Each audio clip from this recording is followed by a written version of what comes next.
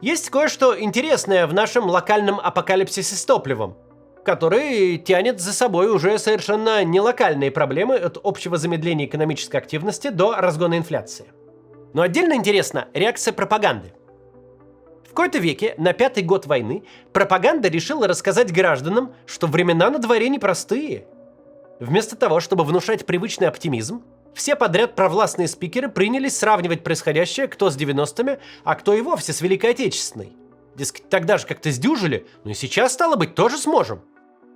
Это очень странный заход. Наша власть никогда ничем подобным не занималась и, наоборот, всегда жила ровно обратным образом. Авторитарная власть, в отличие от демократии или власти тоталитарной, не может разделить свои проблемы с собственными гражданами. Не может, а решила публично попытаться. Разом все провластные спикеры стали убеждать, что, мол, наши общие проблемы нам как-то надо вместе. Ух! Что это такое и что из этого выйдет? Сейчас разберемся. Прежде чем начнем, у нас в описании, как обычно, гайд по обходу блокировок. Спонсирует работу этого гайда сервис mCard. Он выпускает криптовалютные карты, которые можно пополнить через СБП и расплачиваться ими за границей. Также напомню, вы можете нам что-нибудь прислать анонимно. Ссылка в первом комментарии на это. Фото, видео, всякие внутренние документы государства, которые могут нам быть интересны, презентации с выборами связанные. Присылайте, мы это проверим, посмотрим и, возможно, используем в роликах.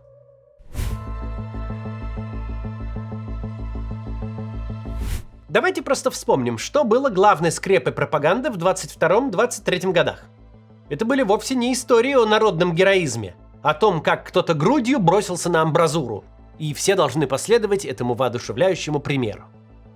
Не о тружниках тыла, что трусы ребятам на фронт шьют в 3 смены. Герой нашего времени первые пару лет войны запивал лавандовый раф аперолем на летней веранде. Героизм первых лет войны — приложить какие-то сверхусилия, изобрести невиданные технологии, чтобы привезти в Москву новый Мерседес и заставить его продвинутые мозги думать, что он находится в Гамбурге. Герой России не бросался на фашистскую гранату, но назло врагам покупал у них машину. Он обходил санкции, взламывал защиту, и у него iPhone в Москве на витрине появлялся раньше, чем в Париже по предзаказу. При взгляде на первые годы войны мы видим в высшей степени удивительное поведение режима. Воюющая страна делала все возможное, чтобы граждан демобилизовать. Это, мол, враги пытаются нам что-то не продать, в чем-то нас ограничить, как-то донести до нас, что у нас война идет. А наша сила тем временем в том, что люди на Патриках в Москве, на Рубинштейна в Питере живут свою лучшую жизнь, зарабатывают невиданные деньги, гуляют день и ночь, а полки магазинов ломятся от товара. Помните главную причину нападок на иммигрантов тогда? Истории, как Макаревич и Акунин продали родину за деньги ЦРУ и СБУ, если рассказывали, то как-то без огонька. Главный же грех уехавших состоял в том, что они отказались от богатства и благополучия. Когда тут пир горой, когда тут бабло ведрами раздают каждому, кто ложку до рта доносит, а уж если ты хоть немного талантливый и известный, то еще поди унеси, сколько на тебя свалится. Уехавшие были плохи не тем, что продались, а тем, что не продались. Напридумывали себе принципов каких-то, что-то там про войну там бухтели, белое пальто нацепили и мыкаются теперь по миру, вместо того, чтобы тихо тут себе сидеть и бабло грести лопатой. Никто же не тянул за уши зиговать с 2 рук. Наоборот, слишком сильно вписываться в войну было чем-то маргинальным. Самые правильные граждане жили так, будто 24 февраля ничего не произошло. Если вспомнить мобилизацию осенью 22 года, с некоторого уже исторического расстояния, то это ж тоже нечто довольно удивительное. Возможно, вообще уникальное в истории войн явление. Вместо того, чтобы собирать добровольцев под песню «Вставай, страна огромная, на смертный бой», мобилизацию проводили под лозунгом «Вас это не касается». Все эти рассказы про одну мармеладку из пачки – это ж не просто страшное людоедство и хамство. Такая социальная реклама, в первую очередь, странная с точки зрения поставленных задач. Это была самая застенчивая мобилизация в истории. Мобилизация, которая стремилась не привлекать к себе внимания. Однако, в том, как тогда велась война, была вполне понятная авторитарная логика. Путинская власть вела войну ровно так, как делала все остальное, от Олимпиады до выборов. Это, мол, только наше начальское дело. Сейчас вот мы решили достигнуть каких-то там неведомых геополитических задач. Никому их объяснять мы не будем и не обязаны. Киев взять не вышло за 3 дня. А кто сказал, что мы хотели Киев? Херсон был да сплыл. Чего-чего, какой хер? Не помним такого, и вам не советуем. Хотите поучаствовать в движухе? Пожалуйста, вот вам 1 миллион, 2, 3, 4. Не хотите? Не участвуйте. И не надо. Наслаждайтесь своими айфонами, поездками в Таиланд, смотрите пиратские фильмы в кинотеатрах, играйте в свой Xbox с турецкого аккаунта. Мы вам поможем. Мы тут свистим, конечно, про импортозамещение, но всерьез пугаться не надо. Никто вас, боже упаси, не заставит летать на импортозамещенном самолете. Самолет этот нужен только для того, чтобы мы на нем украли в 3 конца. А на свое сказочное Бали вы полетите на нормальном Боинге. А как через казахстанские степи притащить для него все необходимое от колес до двигателя, это мы придумаем. Авторитарная власть сосуществовала с гражданами, как с соседями по многоэтажке. Авторитарной власти довольно долго было наплевать, чем там гражданин занимается, пока он не лезет в политику или не ворочает миллиардами. Вообще, самая странная для россиянина сцена в любом западном фильме – та, где показано, как там отмывают деньги. Как лихорадочно пытаются превратить черную наличку в белый безнал. Потому что не может безработный купить себе Феррари и отгрохать особняк и наслаждаться прочими атрибутами богатой жизни. Сразу придут. Но в случае с Россией, как такового отмывания не было отродясь. Был ровно обратный процесс – обнал. Тут не стояла задача сделать преступную наличку белым безналом. Тут, наоборот, белый безнал превращали в наличку и выводили из-под налогов. Власти не было особого дела, откуда у безработного взялись Мерседес и 5-комнатная квартира, которую он купил за несколько чемоданов наличных. А в ответ власть спросила не интересоваться, откуда у Путина нарисовался дворец. Сейчас, когда с доходами стало грустнее, это уже не так. Но данный формат вполне описывает отношения власти и общества в авторитарной системе. Их дела и их интересы не пересекаются. Если вспомнить 10-е годы, когда был расцвет расследовательской журналистики, когда ФБК пару раз в месяц радовал нас новой съемкой с дрона очередного поместья, то власть тогда не уходила в отрицалово. Никто же не говорил, что нет тут никакого поместья, вам померещилось. 1,5 квадратных километра земли и персональный Версаль так-то не особо поотрицаешь. Поэтому основная идея ответов была в том, что нефиг считать чужие деньги. Они что-то украли? А у кого? У тебя, что ли? Ты сайты рисуешь, и бабки за работу тебе на карту скидывают. Государству отродясь ты ни копейки не платил. Налоговую декларацию от анкеты в Тиндере не отличишь. Так кто и что у тебя воровал-то? Чего вырла? Авторитарная власть имеет достаточно свободы в действиях просто потому, что она не вполне власть. Она именно что сосед. Сосед богатый, ресурсный, который так-то может и монтировкой промеж глаз прописать. Но если ты в его дела не лезешь, он в твои дела тоже не суется. А так все и работало. Дальше обсудим, как в такой системе выборы проводились. Сначала небольшая реклама VPN-сервиса, посмотрите. 14 июля 1789 года толпа парижан штурмом взяла Бастилию, крепость-тюрьму, где на протяжении веков содержали политзаключенных. И потому Бастилия стала символом всевластия королей. Взяли крепость всего за день, и это стало началом Великой Французской революции. Сейчас в России возводится цифровая крепость. Блокируют разные сервисы, полезные ресурсы и мессенджеры. И чтобы напомнить о том, что это все не может продолжаться вечно, команда PaperVPN в честь Дня взятия Бастилии решила дать всем возможность приобрести подписку со скидкой до 68%. У PaperVPN есть свое приложение для популярных операционных систем, поэтому заблокировать его сложнее, чем сервисы, которые целиком зависят от Телеграма. Также у PaperVPN есть функция раздельного туннелирования. Она позволяет вам выбрать, для каких сервисов использовать VPN, а для каких нет. Не придется каждый раз выключать VPN, чтобы, например, зайти в приложение банка. Скорость у PaperVPN высокая. Команда следит за нагрузкой на серверы и распределяет пользователей между ними, чтобы контент загружался в максимальном качестве, безо всяких зависаний. Можно спокойно смотреть YouTube, Reels и TikTok. PaperVPN работает на рынке уже 4 года. Сервис успешно пережил несколько волн блокировок, и даже если возникнут неполадки, а они возникают у всех сервисов, всегда можно будет обратиться в поддержку. Надежность сервиса подтверждают тысячи положительных отзывов. А если сервис вам не понравится, в течение первых 30 дней можно оформить через поддержку возврат средств. Что важно, одной подпиской PaperVPN может пользоваться любое количество людей. На безлимитном же тарифе отсутствуют ограничения и по трафику. Не нужно будет выяснять, кто сколько гигабайт и на что конкретно потратит. Одну такую подписку можно купить сразу на 2 года на целую компанию друзей и их семьи.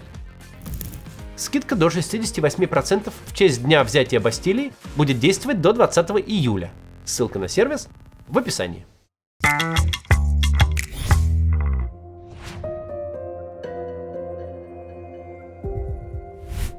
Продолжаем. Спасибо, что смотрите рекламу, VPN – дело важное. Но мы говорили, что граждане в автократиях живут свою отдельную от государства жизнь. Как в такой системе выборы проводить? Посторонние большие люди промеж себя решают, кто из них будет главным. Нет вообще никакой причины, почему это должно быть делом граждан.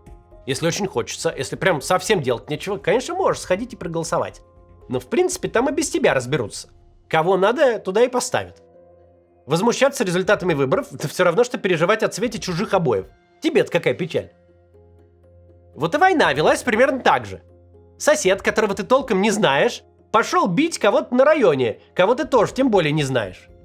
Хочешь присоединиться? Тебе за это заплатят. Не хочешь? Как хочешь. Несем ли мы вину или ответственность всем подъездам за то, что сосед наш мордобой устроил? Это либеральные бездельники там могут об этом порассуждать и руки позаламывать. Но вообще-то нам всю дорогу до одного места было, чем там люди за стенкой занимаются. Идеи эти не просто хорошо работали. На этих идеях вся властная конструкция четверть века держалась. Власть занята чем-то своим, граждане заняты чем-то тоже своим. Они друг к другу с вопросами не ходят и в свои проблемы не посвящают. Пропаганда первых лет войны в духе «обогащайтесь всеми доступными способами, а зачем мы полезли в драку, не спрашивайте», прекрасно в заданную рамку помещалась.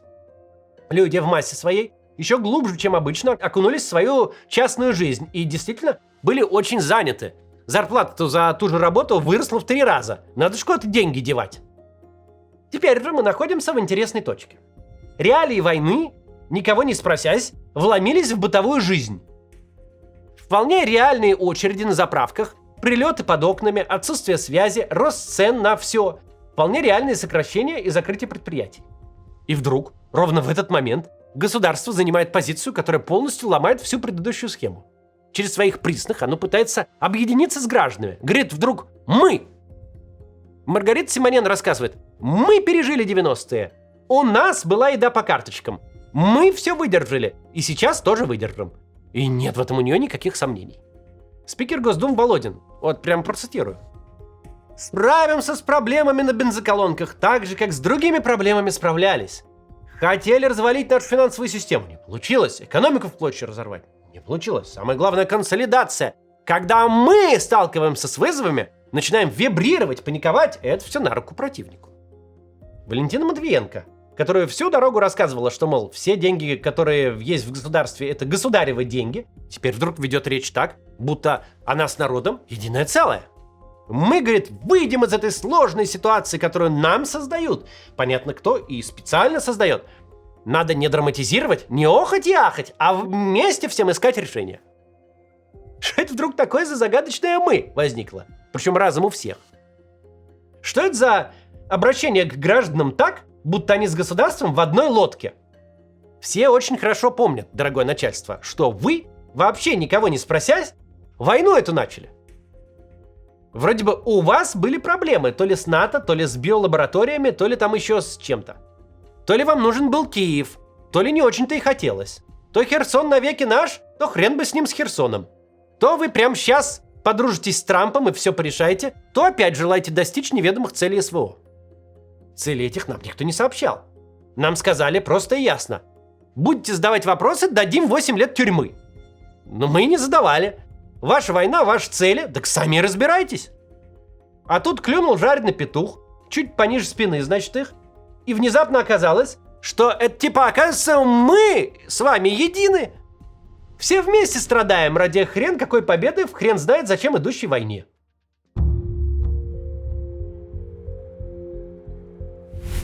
Разного рода режимы по-разному вовлекают граждан в свои дела. Демократический режим может сказать: дорогие граждане, тут на нас напали. Или, что гораздо реже бывает с демократиями, мы тут на кого-то напали. Вы нас сами избрали на конкурентных выборах, будьте любезны нести ответственность за свой выбор. терпите лишения, а лучше отправляйтесь на фронт. Мы ваши представители, мы тут с вами вместе что-то делаем, войну ведем. Режимы тоталитарные тоже своих граждан включают в процесс. У них риторика такая: мы вместе строим мировой коммунизм, или там расширяем жизненное пространство, чем-то интересным занимаемся. В результате всем должно стать настолько хорошо, что все текущие проблемы перестанут иметь значение. Мы сейчас сидим без денег, без еды в достаточном количестве, без одежды нормальной, но все это во имя того, чтобы наши дети жили в мире всеобщего равенства, или господства арийской расы, или еще чего-нибудь такого очень хорошего для нас. Когда же режим нашего типа начинает нести нечто подобное, то звучат его речи совсем иначе. Это не нам всем нужно потерпеть, потому что вы нас выбрали как в демократиях. И это не народ движется вместе с партией к великой цели, как в тоталитарных режимах. Тут совсем другое дело.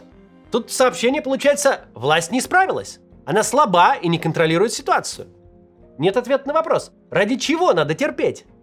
Где то светлое завтра, ради которого люди будут превозмогать трудности? Долгое время нам рассказывали, как было плохо и голодно в 90-е, и как стало хорошо и сытно при Путине. А теперь говорят: ну в 90-е не сдохли же, и сейчас как-нибудь пересидим. И в этом и заключается главный парадокс. В демократии ты не можешь творить, что хочешь, не считаясь с общественным мнением. Граждане тебя просто лишат власти на следующих выборах.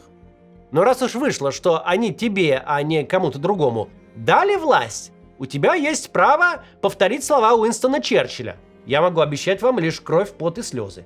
Он для этого имеет все основания и всю легитимность. А когда на самом деле никто тебя не избирал, и все это знают, когда ты даже не в состоянии сформулировать причину, ради которой все должны терпеть лишения, то выходит, как выходит. Власть себе что-то придумала и облажалась, а теперь вот ноет и жалуется. Очень удобно править, когда есть только «я решил». Но когда твои решения провалились, а цели далеки от достижения, бессмысленно пытаться людей во что-то вовлекать. Не будет тебе никакого единения вокруг флага. Ведь если это твои решения и твои цели, то проблемы и провалы тоже только твои. Сам с ними и разбирайся, геополитик херов. До завтра.